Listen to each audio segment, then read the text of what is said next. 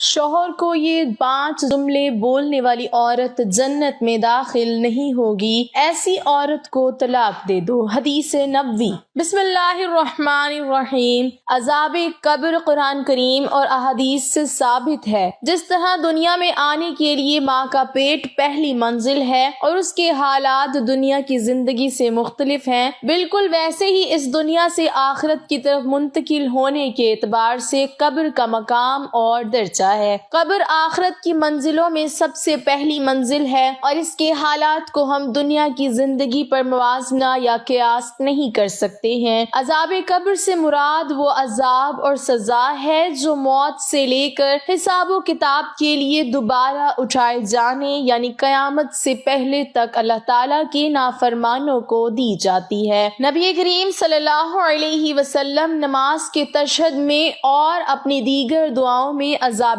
قبر اور قبر و حشر کے فتنوں سے بکثرت اللہ کی پناہ مانگا کرتے تھے۔ حضرت امام خالد بنت خالد بیان کرتے ہیں کہ میں نے سنا نبی کریم صلی اللہ علیہ وسلم عذاب قبر سے پناہ طلب کر رہے تھے۔ حضرت عائشہ صدیقہ رضی اللہ تعالی عنہا بیان کرتی ہیں کہ یہود کی بوڑھی عورتوں میں سے 2 بوڑھی عورتیں میرے پاس آئیں۔ وہ کہنے لگیں کہ قبر والوں کو ان کی قبروں میں عذاب دیا جاتا ہے۔ میں نے ان کی تکذیب کی اور ان کی تصدیق کرنے کو اچھا نہیں جانا۔ وہ چلی گئیں اور نبی صلی اللہ علیہ وسلم میرے پاس تشریف لائے۔ میں نے آپ سے عرض کیا اور ان 2 بوڑھی عورتوں کے آنے اور عذاب قبر کی خبر دینے کا تذکرہ کیا۔ آپ نے فرمایا ان دونوں نے سچ کہا، قبر والوں کو اتنا عذاب دیا جائے گا کہ اس کو تمام جانور سنیں گے۔ پھر میں نے دیکھا کہ آپ جب بھی نماز پڑھتے تو عذاب قبر سے پناہ طلب کرتے۔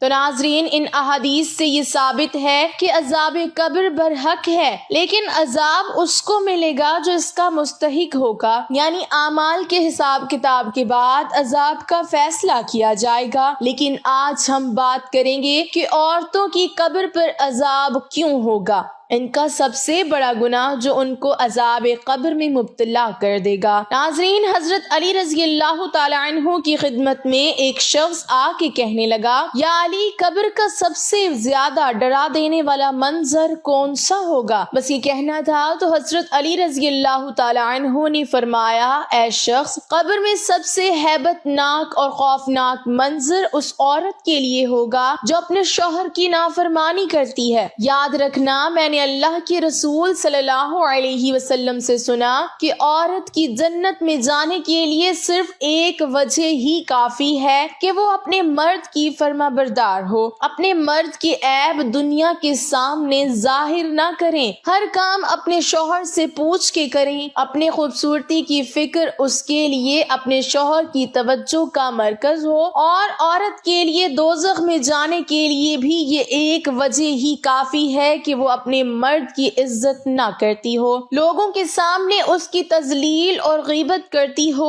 اپنے مرد کو بتائے بغیر اپنے فعل انجام دیتی ہو۔ اللہ گواہ ہے، عورت کی سب سے افضل نیکی ہی یہ ہے کہ وہ اپنے گھر کو جنت بنائے، اپنے مرد کی چھوٹی چھوٹی غلطیوں کو درگزر کرے۔ باخدا عورت کا یہ عمل ہر عبادت اور ہر نیک عمل سے افضل ہے۔ یاد رکھنا، اس زمین پہ عنقریب ایک ایسا وقت آئے گا جب دنیا کے مرد عورتوں کی مثل ہوں گے اور دنیا کی عورتیں مردوں کی مثل ہوں گی۔ اس وقت عورتیں نہ تو اپنے مردوں کی عزت کریں گی اور نہ ہی اپنی زندگی کے فیصلے اپنے مردوں سے پوچھنا چاہیں گی۔ ان کے بناؤ سنگھار کا مرکز غیر مرد کی توجہ ہوگا اور مرد اپنی عورتوں پہ خرچ کرنے سے منہ موڑیں گے اور غیر عورتوں پہ فخر سے خرچ کریں گے۔ اے شخص، جب یہ وقت آ پہنچے تو سمجھ جانا قیامت آ پہنچی ہے۔ واضح رہے کہ شریعت میں بیوی پر شوہر کی فرما برداری کو واجب قرار دیا گیا ہے۔ بیوی کا شوہر کی نافرمانی کرنا، اس کو تکلیف پہنچانا،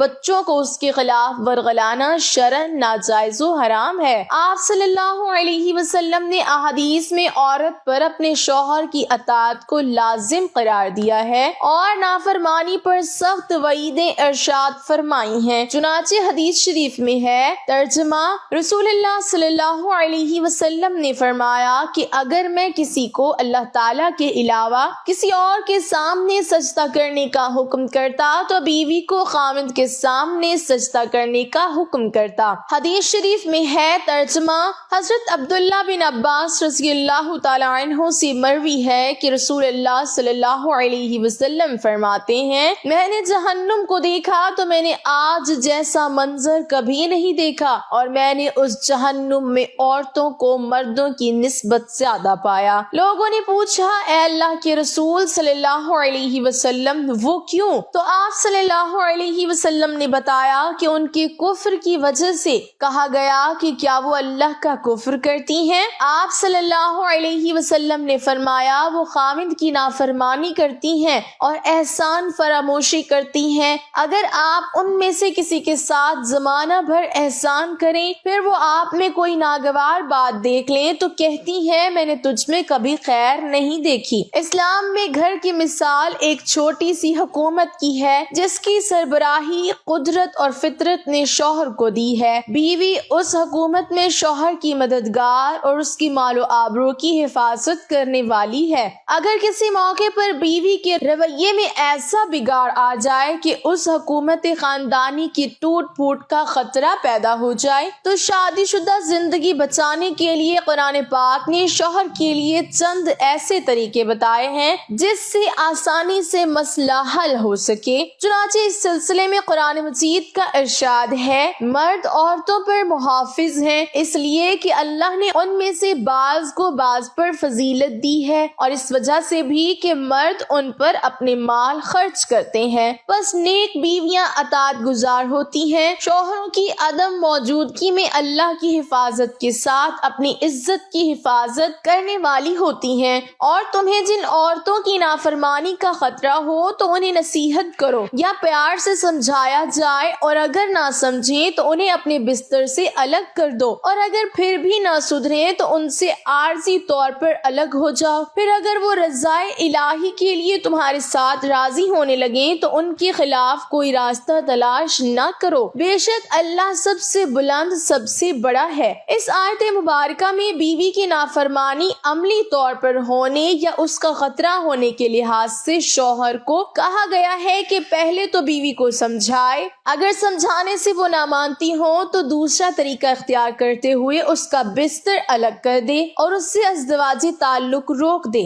अगर इन दोनों तरीकों से भी वो ना माने तो उससे अलहदगी इख्तियार कर ली जाए ताकि उसे अपनी गलती का एहसास हो। ये उसकी आखिरी और हतमी सजा है। हजरत नूह अलैहिस्सलाम की नाफरमान बीवी का क्या अंजाम हुआ? अल्लाह पाक ने कुरान पाक में इरशाद फरमाया, अल्लाह ने उन लोगों के लिए जिन्होंने कुफ्र किया है नूह अलैहिस्सलाम की औरत वाइला और लूत अलैहिस्सलाम की औरत वाहिला की मिसाल बयान फरमाई है। वो दोनों हमारे बंदों में से दो सालेह बंदों के निकाह में थी, सो दोनों ने उनसे खयानत की, बस वो अल्लाह के अजाब के सामने उनकी कुछ काम न आए और उनसे कह दिया गया कि तुम दोनों औरतें दाखिल होने वालों के साथ दोज़ख में दाखिल हो जाओ। तो मालूम हुआ कि शौहर की नाफरमानी करने वाली औरत सीधा जहन्नुम में दाखिल होगी और इसके लिए सख्त अजाब की वईद आई है। नाज़रीन, अब हम बात करते हैं उस जुमले की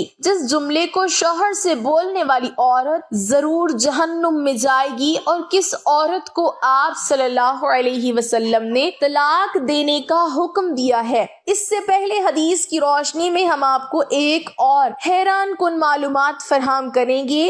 अगर औरत अपने शौहर के साथ ये नामुमकिन काम कर ले तब भी वो शौहर का हक अदा नहीं कर सकती। नाजरीन, सैयदना अनस बिन मालिक रज़ियल्लाहु ताला अन्हु से रिवायत है कि नबी करीम सल्लल्लाहु अलैहि वसल्लम ने फरमाया, किसी बशर के लिए इजाजत नहीं कि वो दूसरे बशर को सजदा करे। अगर एक इंसान का दूसरे इंसान को सजदा करना मुनासिब होता तो मैं औरत को हुक्म देता कि वो अपने शौहर को سجدہ کرے، کیونکہ اس پر اس کے خاوند کا بہت بڑا حق ہے۔ اس ذات کی قسم جس کے ہاتھ میں میری جان ہے، اگر شوہر کو پاؤں سے لے کر سر کی مانگ تک پھوڑا نکل آئے اور اس سے لہو اور پیپ بہنا شروع ہو جائے اور اس کی بیوی آ کر اس کو چاٹنا شروع کر دے، تو پھر بھی وہ اپنے شوہر کا حق ادا نہیں کر سکے گی۔ حضرت عبداللہ بن عباس رضی اللہ تعالی عنہ بیان کرتے ہیں کہ ایک مرتبہ سورج کو گرہن لگ گیا۔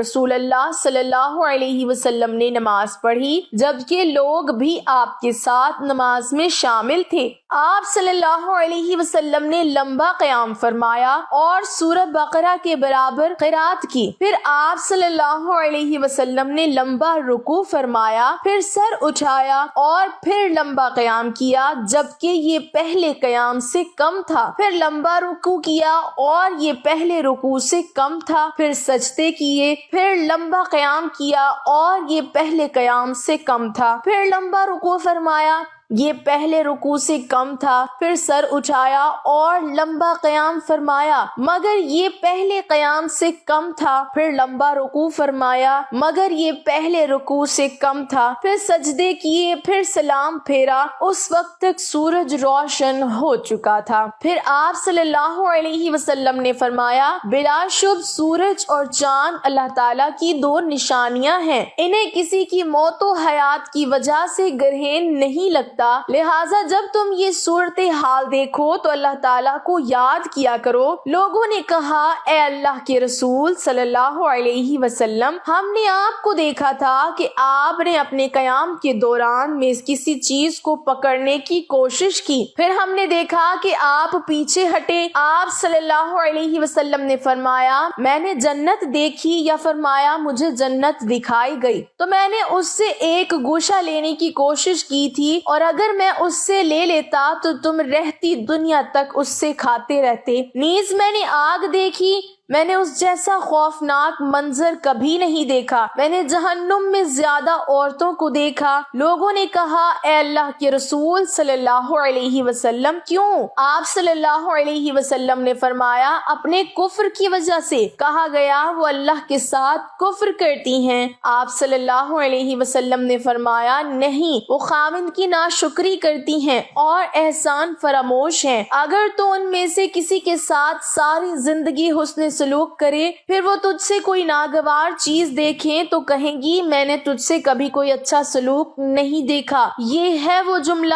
جس جملے کو شوہر سے بولنے والی عورت جہنم میں جائے گی۔ طلاق کا شمار اللہ تعالیٰ کے بڑے ناپسندیدہ کاموں میں سے ہے۔ آپ صلی اللہ علیہ وسلم نے کس عورت کو طلاق دینے کا حکم دیا ہے؟ حدیث ملاحظہ فرمائیں۔ سیدنا لقیط بن صبرہ رضی اللہ تعالی عنہ سے روایت ہے، وہ کہتے ہیں، میں نے کہا، اے اللہ کے رسول صلی اللہ علیہ وسلم، میری ایک بیوی ہے، وہ بڑی زبان دراز ہے اور مجھے اذیت دیتی ہے۔ آپ صلی اللہ علیہ وسلم نے فرمایا، اسے طلاق دے دو۔ اس نے کہا، میرا اس کے ساتھ بڑا پرانا ساتھ ہے اور اس سے میری اولاد بھی ہے۔ آپ صلی اللہ علیہ وسلم نے فرمایا، پھر اسے روک لو اور اسے بھلائی کی تلقین کرتے رہو، اگر اس میں بھلائی قبول کرنے کی صلاحیت ہوئی تو وہ قبول کر لے گی۔ اللہ تعالیٰ سے دعا ہے کہ وہ بیوی کو شوہر کا فرما بردار بنائے، اس کی اطاعت کرنے کی توفیق عطا فرمائے اور ہر میاں بیوی کے درمیان محبت قائم رکھے۔ اللہ پاک ہمیں بہتر عمل کرنے کی توفیق عطا فرمائے اور ہمارا خاتمہ ایمان پر فرمائے، آمین۔ ناظرین، کمنٹ باکس میں اللہ تعالیٰ کے 99 ناموں میں سے ایک نام ضرور ٹائپ کریں۔